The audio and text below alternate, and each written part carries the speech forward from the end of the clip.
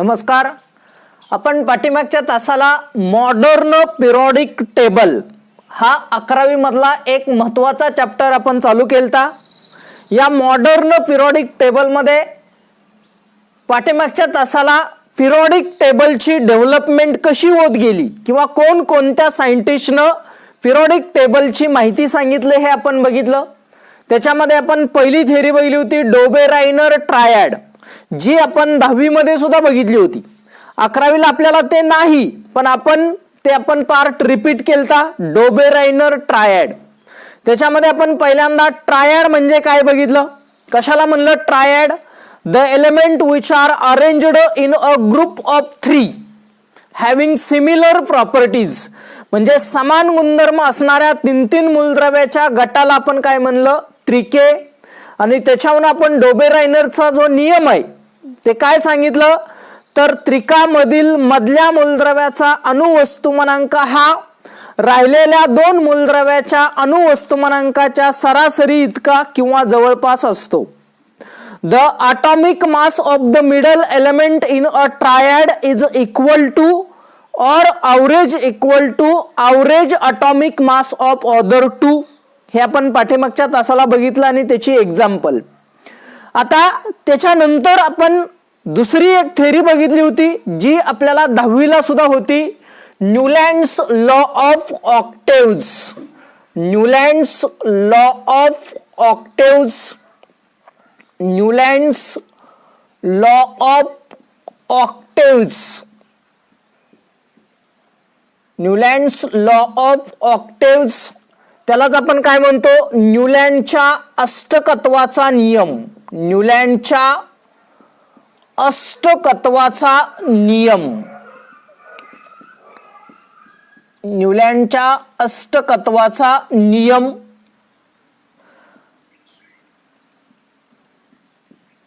आता न्यूलँड नावाच्या सायंटिस्टनं काय केलं, 1865 ला जॉन ए.आर. न्यूलँड नावाच्या सायंटिस्टनं ॲटॉमिक मासचा विचार केला. मूलद्रव्याचा जे अणुवस्तुमानांक आहे या अणुवस्तुमानांकाच्या चढत्या क्रमानं मूलद्रव्याची मांडणी केली.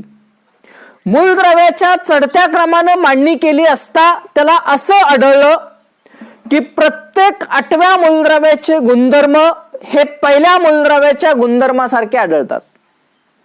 मूलद्रव्याच्या अणुवस्तुमानांकाच्या चढत्या क्रमानं मांडणी केली असता प्रत्येक 8व्या मूलद्रव्याचे गुणधर्म हे पहिल्या मूलद्रव्याच्या गुणधर्मासारखे आढळतात. हे कुणी सांगितलं? John A R. Newland. John A R. न्यूलँड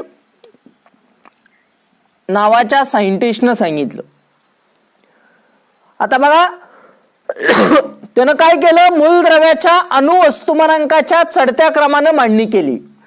उदाहरणार्थ बघा, lithium, beryllium, boron, carbon, nitrogen, oxygen, fluorine,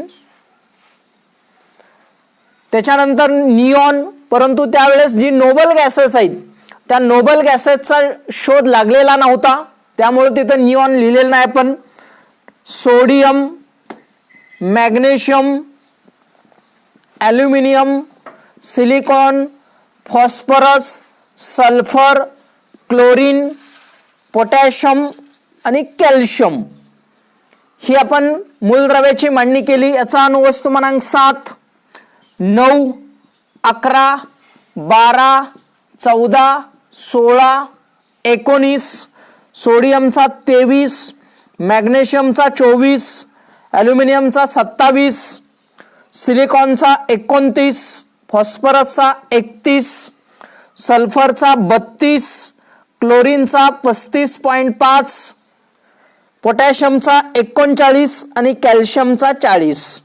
म्हणजे काय केलं आपण, मूलद्रव्याच्या अणुवस्तुमानांकाच्या चढत्या क्रमानं मांडणी केली. आता त्याला असं आढळलं की प्रत्येक 8व्या मूलद्रव्याचे गुणधर्म हे पहिल्या मूलद्रव्याच्या गुणधर्मासारखे आढळतात. म्हणजे लिथियम पासून 8वं मूलद्रव्य 1, 2, 3, 4, 5, 6, 7, 8 म्हणजे लिथियम पासून 8 नंबरचं मूलद्रव्य कुठलं आहे? सोडियम. म्हणून लिथियम आणि सोडियमचे गुणधर्म सारखे आहेत. बेरिलियम पासून 8 नंबरचं मूलद्रव्य 1 2 3 4 5 6 7 8. बेरिलियम आणि मॅग्नेशियमचे गुणधर्म कसे असतात? सारखे असतात. बोरॉन पासून 8वं मूलद्रव्य ॲल्युमिनियम आहे, म्हणून बोरॉन आणि ॲल्युमिनियमचे गुणधर्म सारखे आहेत. कार्बन पासून 8 नंबरचं मूलद्रव्य सिलिकॉन. कार्बन आणि सिलिकॉनचे गुणधर्म सारखे आहेत. नायट्रोजन पासून 8 नंबरचं मूलद्रव्य फॉस्फरस. नायट्रोजन आणि फॉस्फरसचे गुणधर्म सारखे आहेत. ऑक्सिजन पासून 8 नंबरचं मूलद्रव्य सल्फर. त्या दोन्हीचे गुणधर्म सारखे आहेत. फ्लोरीन पासून 8 नंबरचं मूलद्रव्य क्लोरीन. त्या दोन्हीचे गुणधर्म सारखे आढळतात. सोडियम पासून 8 नंबरचं मूलद्रव्य पोटॅशियम, म्हणून सोडियम आणि पोटॅशियमचे गुणधर्म सारखे आणि मॅग्नेशियम आणि कॅल्शियमचे गुणधर्म सारखे. म्हणून इथं नाव काय आहे? अष्टक म्हणजे 8. म्हणजे मूलद्रव्याच्या अणुवस्तुमानांकाच्या चढत्या क्रमानं मांडणी केली असता प्रत्येक 8व्या मूलद्रव्याचे गुणधर्म हे पहिल्या मूलद्रव्याच्या गुणधर्मासारखे आढळतात. त्याला म्हणायचं न्यूलँडच्या अष्टकत्वाचा नियम. म्हणजे बघा, the elements are arranged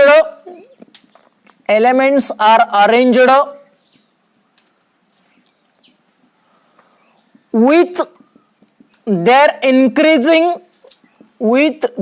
increasing atomic masses, then properties of every 8th elements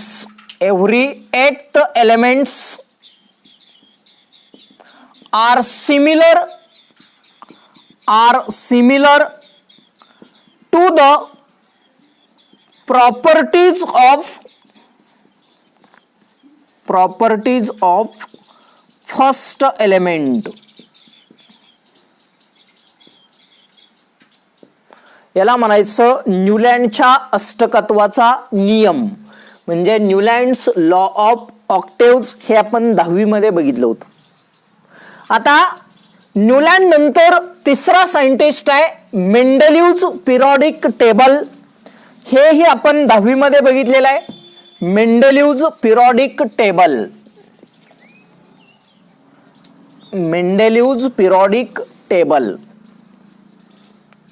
third Mendeleev's periodic table.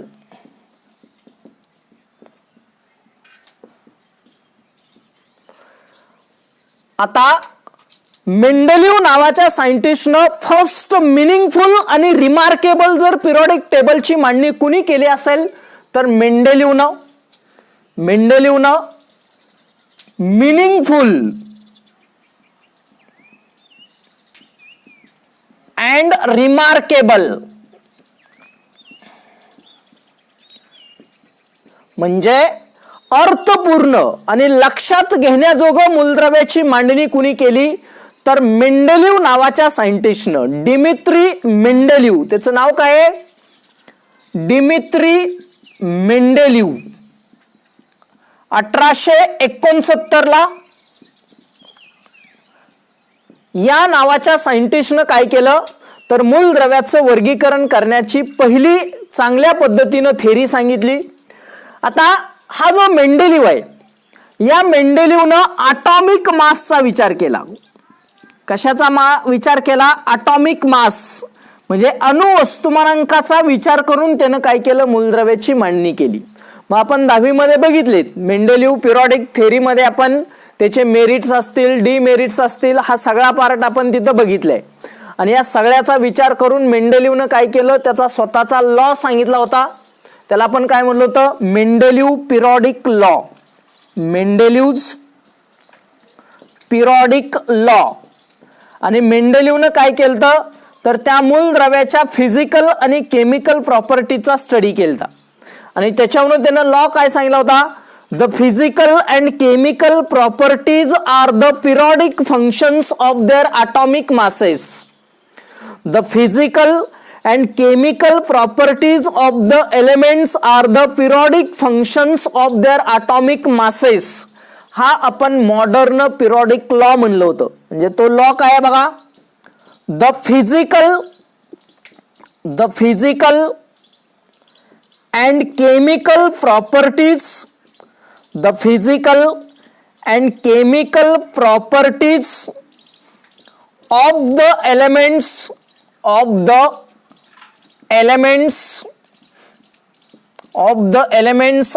the periodic functions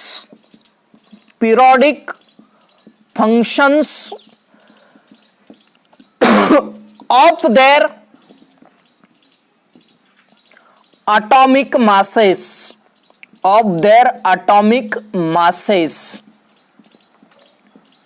याला आपण म्हणलं होतं मेंडेलिव्ह पिरियडिक लॉ. हा लॉ सुद्धा आपण गेल्या वर्षी बघितलेला आहे.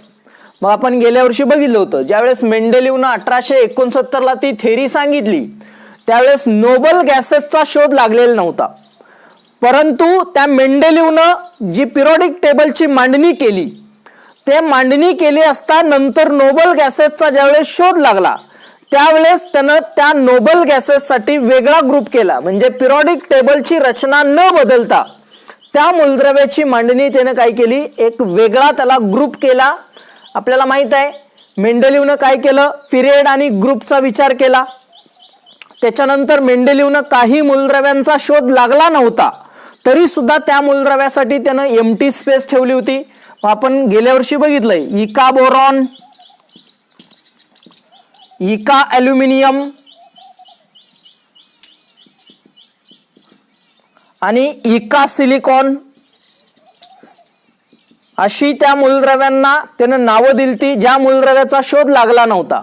आणि ज्या वेळेस त्याचा शोध लागला त्यावेळेस त्याचा इका बोरॉनला त्यानं नाव काय दिलतं, स्कॅन्डियम साठी त्यानं नाव दिलतं इका बोरॉन, गॅलियम साठी नाव दिलतं इका ॲल्युमिनियम आणि जर्मेनियम साठी नाव काय दिलतं इका सिलिकॉन. परंतु जरी त्याला नावं ही दिली नव्हती परंतु त्याच्या प्रॉपर्टीज त्यानं एक्झॅक्टली इक्वल सांगितल्या होत्या. म्हणजे ज्या स्कॅन्डियमच्या प्रॉपर्टी होत्या त्याच त्यानं काय केलं त्या इका बोरॉनच्या सांगितल्या होत्या. म्हणजे ही आपण तिथं गेल्या वर्षी आपण मेंडेलिव्ह पिरियडिक मध्ये मेरिट्स बघितलं होतं. म्हणजे ज्या मूलद्रव्याचा शोध लागला नव्हता त्या मूलद्रव्याची सुद्धा माहिती त्यानं मेंडेलिव्हनं सांगितली होती.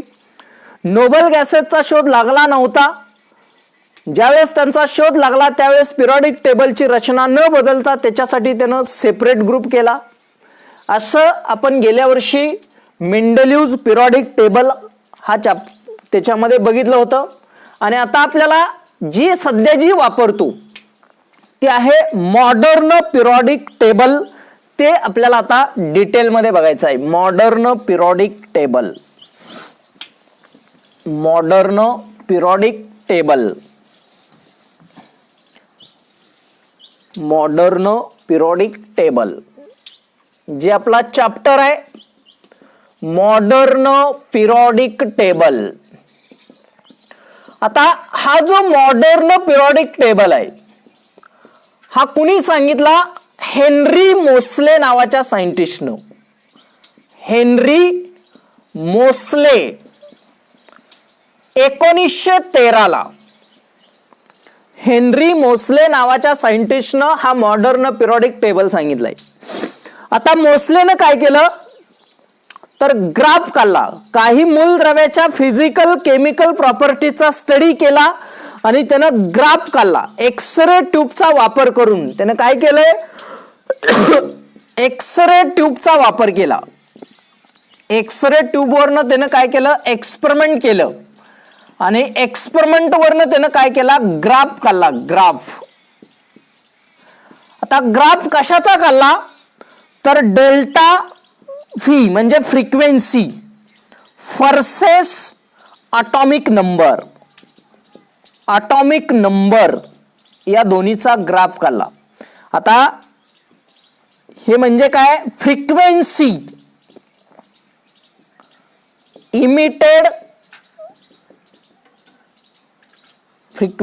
इमिटेड बाय एलिमेंट, म्हणजे त्या मूलद्रव्याची जी फ्रिक्वेन्सी आहे, जी एक्सरे ट्यूब मधून इमिट होते, त्याच्या व्हर्सेस त्या मूलद्रव्याचा अणुक्रमांक.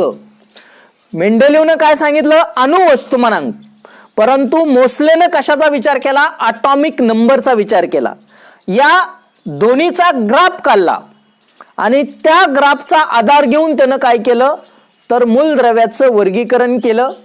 Delta phi versus atomic number हा ग्राफ काढला आणि त्याच्यावरनं त्यानं त्याची स्वतःची थेरी सांगितली. थेरी सांगत असताना त्यानं स्वतःचा अगोदर त्यानंही लॉ सांगितला. त्याला आपण म्हणतो modern periodic law. Modern periodic law, आधुनिक आवर्ती नियम. आधुनिक आवर्ती नियम. आता मेंडेलिव्हचा लॉ आणि मोसलेचा लॉ किंवा मॉडर्न लॉ याच्यामध्ये फक्त एकाच शब्दाचा फरक आहे. मेंडेलिव्हने काय सांगितलं? ॲटॉमिक मासचा विचार केला आणि मोसलेने कशाचा विचार केला? ॲटॉमिक नंबरचा. एवढाच त्या दोन्हीमध्ये फरक आहे. मग जसा मेंडेलिव्हचा लॉ काय सांगितला आपण? The physical and chemical properties of the elements are the periodic functions of their atomic masses. आणि मोसलेने काय सांगितलं? The physical and chemical properties of the elements are the periodic functions of their atomic number. एवढाच फक्त फरक आहे. त्याला आपण म्हणतो मॉडर्न पिरियडिक लॉ. म्हणजे तो लॉ काय आहे बघा? द फिजिकल अँड केमिकल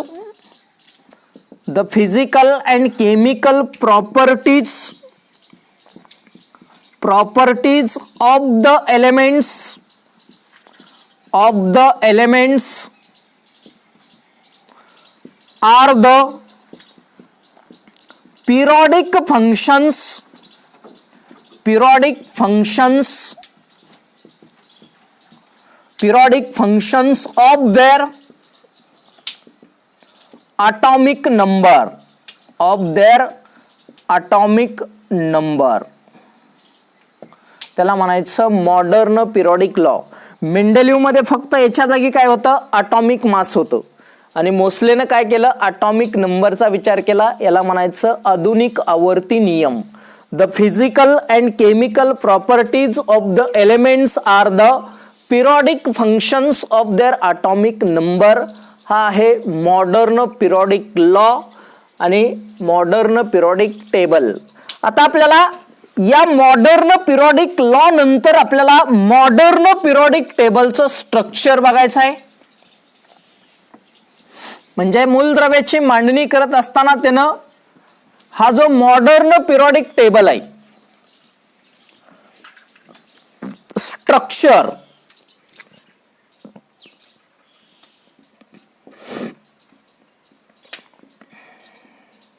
बघा. मूलद्रव्याची मांडणी करत असताना त्यानं अनुक्रमांकाचा विचार केला आणि अनुक्रमांकाच्या चढत्या क्रमानं मांडणी केली. आता 118 मूलद्रव्ये आहेत. टोटल मूलद्रव्य किती आहेत? 118 मूलद्रव्ये. या 118 मूलद्रव्याची मांडणी करत असताना मोसलेने काय केलं तर त्याच्यामध्ये पिरियड आणि ग्रुपचा विचार केला. ग्रुपला आपण मराठीत काय म्हणतो? गण. कशाला म्हणायचं ग्रुप? तर त्या मॉडर्न पिरियडिक टेबल मध्ये ज्या उभ्या ओळी आहेत त्याला त्यानं नाव काय दिलं? Group. The vertical columns which are present in the periodic table are called group. म्हणजे ग्रुप कोणाला म्हणलं? व्हर्टिकल कॉलम्स म्हणजे ज्या उभ्या ओळी आहेत त्याला त्यानं नाव काय दिलं? ग्रुप. आणि व्हर्टिकल कॉलम किती आहेत? 18. म्हणजे मॉडर्न पिरियडिक टेबल मध्ये 18 ग्रुप आहेत, 18 गण आहेत. म्हणजे पहिल्यांदा मोसलेने काय केलं? ग्रुप कोणाला म्हणायचं? The vertical columns which are present in the periodic table is called a group. नंतर त्याने विचार केला पिरियडचा. पिरियडला आपण मराठीत म्हणतो आवर्त.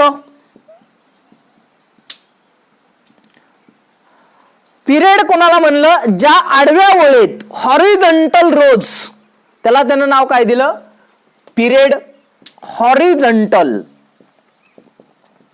हॉरिझॉन्टल रोज, त्याला त्यानं नाव दिलं period. The horizontal rows present in the periodic table is called a period. आणि टोटल पिरियड किती आहेत, 7. म्हणजे मॉडर्न पिरियडिक टेबलची मांडणी करत असताना मोसलेनं 18 ग्रुप आणि 7 पिरियड तयार केलं. आणि या 18 ग्रुप आणि 7 पिरियड मध्ये काय केलं, त्या पिरियडिक टेबलची किंवा त्या मूलद्रव्याची मांडणी केली. आता मांडणी केल्यानंतर किंवा पिरियड आणि ग्रुप तयार केल्यानंतर आता कोणत्या मूलद्रव्याला कशामध्ये स्थान द्यायचं, तर त्यानं 4 ब्लॉक तयार केलं. त्याचं जे इलेक्ट्रॉनिक कॉन्फिगरेशन आहे, त्या मूलद्रव्याचं इलेक्ट्रॉनिक कॉन्फिगरेशन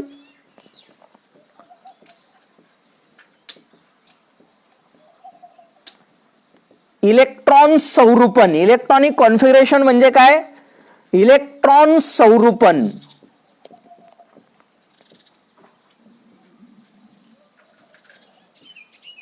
इलेक्ट्रॉन संरूपन.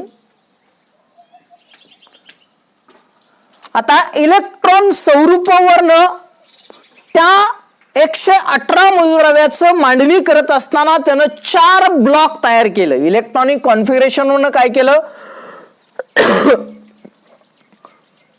4 ब्लॉक तयार केले. ब्लॉक्स, एक एस ब्लॉक एलिमेंट, एक पी ब्लॉक एलिमेंट्स, एक डी ब्लॉक एलिमेंट आणि एक एफ ब्लॉक एलिमेंट्स. असं 4 ब्लॉक मध्ये त्यानं डिवायडेशन केलं. जी 118 मूलद्रव्ये त्यांची मांडणी त्यानं 4 ब्लॉक मध्ये केली. पहिला ब्लॉक केला S block, P block, D block आणि एफ ब्लॉक. आता एस ब्लॉक मध्ये कुठली मूलद्रव्ये टाकली, तर इलेक्ट्रॉनिक कॉन्फिगरेशन काढल्यानंतर शेवटचा इलेक्ट्रॉन जर एस ऑर्बिट मध्ये गेला तर त्या मूलद्रव्यानं त्यानं एस ब्लॉक मध्ये टाकलं. आपण ते नंतर इलेक्ट्रॉनिक कॉन्फिगरेशन वरनं बघणार आहे. एस ब्लॉक एलिमेंट, आता फॉर एक्झाम्पल बघा एस ब्लॉक. एस ब्लॉक कोणाला म्हणलं किंवा कुठल्या मूलद्रव्यांना एस ब्लॉक म्हणायचं, the elements in which last electron enters in S orbit. शेवटचा इलेक्ट्रॉन जर एस ऑर्बिट मध्ये एंटर होत असेल तर त्याला त्यानं नाव दिलं एस ब्लॉक एलिमेंट. शेवटचा इलेक्ट्रॉन जर पी ऑर्बिट मध्ये एंटर होत असेल तर त्याला पी ब्लॉक एलिमेंट. शेवटचा इलेक्ट्रॉन जर इनर पेनॉल्टिमेट n-1d आणि एफ असं त्यानं 4 ब्लॉक केलं. आता एस ब्लॉक जो आहे तो ग्रुप फर्स्ट अँड सेकंड, पहिल्या आणि दुसऱ्या ग्रुप मधली जी मूलद्रव्ये आहेत त्याला त्यानं नाव दिलं S block element. P block एलिमेंटची जी मांडणी केली त्यानं ती group number 13 to group number 18. 13 to 18 म्हणजे 13 ते 18 ग्रुप मधली जी मूलद्रव्ये आहेत त्याला त्यानं नाव काय दिलं, P block element. D block element group 3 to group 12 म्हणजे 3 ते 12 या ग्रुप मधली जी मूलद्रव्ये आहेत त्यांना त्यानं नाव दिलं डी ब्लॉक एलिमेंट. आणि एफ ब्लॉक एलिमेंट हा बॉटमला आहे. बॉटम आपल्या सोयीसाठी, फक्त आपल्या सोयीसाठी बॉटमला का ठेवला, फॉर सेक ऑफ कन्व्हिनियन्स. आपल्या सोयीसाठी असताना हा जो एफ ब्लॉक एलिमेंट आहे हा एफ ब्लॉक एलिमेंट कुठं प्रेझेंट असतो बघा, या ब्लॉक एलिमेंट मध्ये दोन सिरीज आहेत, एक लॅन्थॅनाइड आणि एक ऍक्टिनाइड्स. एफ ब्लॉक याच्यामध्ये दोन सिरीज आहेत, एक आहे लॅन्थॅनाइड सिरीज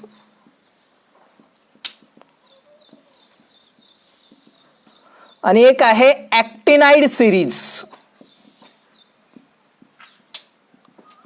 आता बघा, लॅन्थॅनाइडची जी मूलद्रव्ये आहेत ती तिसऱ्या ग्रुपमध्ये, थर्ड ग्रुप आणि 6व्या पिरियड मध्ये प्रेझेंट असतात. असताना मूलद्रव्ये कुठले आहेत? तिसऱ्या ग्रुप आणि 6व्या पिरियड मधले आहेत. आणि ऍक्टिनाइडची आहेत तिसऱ्या ग्रुप मध्ये आणि 7व्या पिरियड मध्ये. परंतु त्या पिरियोडिक टेबलची जी रचना आहे ती रचना बदलू नये म्हणून आपल्या सोयीसाठी फक्त एफ ब्लॉक एलिमेंट कुठे ठेवलाय? बॉटमला ठेवलाय. कुठे ठेवलाय? बॉटमला. म्हणजे इलेक्ट्रॉनिक कॉन्फिगरेशन वरनं 4 ब्लॉक केलं. S block element, P block element, D block element, F block element आणि ते 18 ग्रुप मध्ये त्याचं काय केलं? डिवायडेशन केलं. म्हणजे मूलद्रव्याची मांडणी करण्यासाठी मोसलेनं काय केलं? 4 ब्लॉकचा विचार केला. S block, P block, D block, F block. आता हे 4 ब्लॉक आपल्याला 11वी आणि 12वी. आपण 11वीला एस ब्लॉक एलिमेंट बघणार आहे, पी ब्लॉकचा निम्मा पार्ट बघणार आहे आणि 12वीला डी ब्लॉक, एफ ब्लॉक आणि पी चा निम्मा भाग. म्हणजे 2 वर्षामध्ये आपल्याला हा पूर्ण 4 ब्लॉकचा स्टडी आपल्याला डिटेलमध्ये करायचा असतो. हे झालं structure of modern periodic table. Modern periodic टेबलचं स्ट्रक्चर या पद्धतीनं आहे. त्याच्यानंतर